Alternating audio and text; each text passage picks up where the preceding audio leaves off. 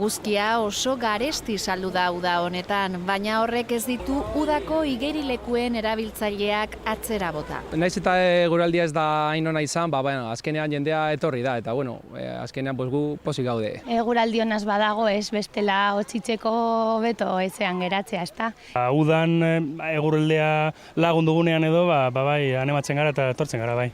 Donostia eta Gasteiz hiriburuetako igerilekuekin alderatuta, Bilboko igerilekuetan oso jende gutxi bildu da. 160.000 erabiltzaile inguru gaurko egunera arte. Ondinokarren 3 aste lotuten diez kanpoko igerilekuak itxiteko, eta aurreko denboraldiko datu berberak dekoguz, eta ondino horrek datuek gehitu ingo doguz, ez? Uda honetan, kostaldean batez ere lainoak estali du gure zerua eta horrek eragina izan du gure hiriburuetako igerilekuen erabileran. Gasteizeko biak, Gamarra eta Mendizorrotza izan dira jendetsuenak momentuz 216.000 erabiltzaileekin. Iazko datuekin alderatuta, Gasteizko igerilekuek iaz baino 200.000 erabiltzaile gutxiago jaso dituzte aurten.